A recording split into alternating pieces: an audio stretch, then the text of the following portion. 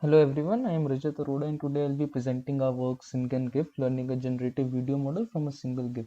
This work was done under the supervision of Professor Yongjae Lee at UC Davis.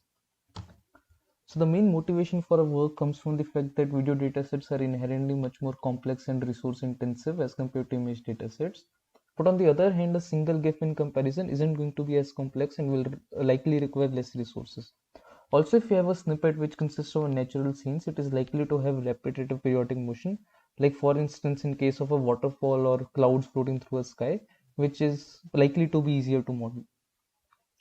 Also, you have models like SyncN and InGen which have shown that it is possible to model the distribution of patches within a single image. So we try to see if you can do this for video snippets as well and what kind of applications you can build on top of it.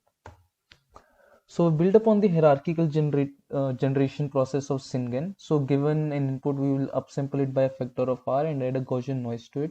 This is passed through a series of 3D convolutions to estimate a set of residuals, which when added to the upsampled input will refine it for that scale. This can then be used as the input for the next scale and the process continues. This is guided by two discriminators, one of which takes the entire video snippet as the input and works on the video level, while the other works on a frame by frame level.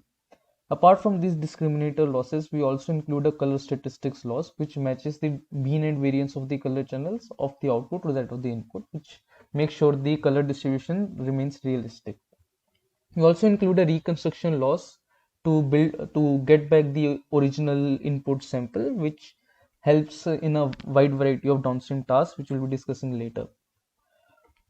To further improve on this model on finer scales, we replace the 3D convolution with the 2D convolution and work on each frame separately. This helps to reduce the number of parameters and thus decrease the training time. Thus, as you can see, our model can successfully model both the patches and their associated motion for a wide variety of scenes, which I'll be showing you in the next slide. For quantitative comparison, we extend single image FID proposed in SyncN to single GIF FID, where instead of patches of a single image, we gather the patches across all the frames of the GIF and compare it against the output GIF. And as you can see, our method does much better as compared to SyncN. We also do an AMT study where each of the workers has access to the video for around 5 seconds and can play the video twice. And nearly 50% of our generated videos were classified as real, which is a very promising result. So here you can see very diverse scenes and you can see random samples which look realistic, which were generated by a model. Apart from these random scenes, you can also generate random samples which are different aspect ratios.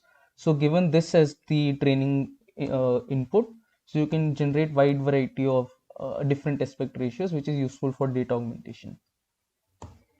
Another application is video super resolution, and as you can see, our results look very sharp and are also temporally consistent. This is done by passing the low resolution input through the fineness generator. It is also useful for seamless composition. So you will take this translated video, downsample it and pass it through finer generators, which helps to remove the seam and give you a very coherent output. Another important application is motion transfer. So you train your model on this original video and then you can pass a semantically similar image and you can see it has transferred the motion of water as well as the camera to this new image. Though this is not totally realistic, but at the same time, this given the complexity of task, we consider this as a very promising result. Another important application is motion lengthening. So say you are given a very short input snippet which consists of only 8 frames. You can generate samples which are longer than 8 frames. So here we show you 8 frames, 12 frames and 16 frames, and all of them look similar to the training samples and also very coherent. You can also do slow-mo. For slow-mo, we model the input as a path in the latent space, and instead of passing the entire video snippet to the 3D convolution, to maintain the frame rate same as that of the original, we'll be subsampling the output, and as you can see, we can produce a slow-mo video as well. So as you can see, our model can successfully model both the image patches as well as their associated motions for a wide variety of scenes. But on the other hand, a limitation of our approach is that it doesn't work in case of salient objects since it doesn't have any notion of semantic meaningfulness. And so this is an area where further work can be done to how to include semantic meaning to our model. And that's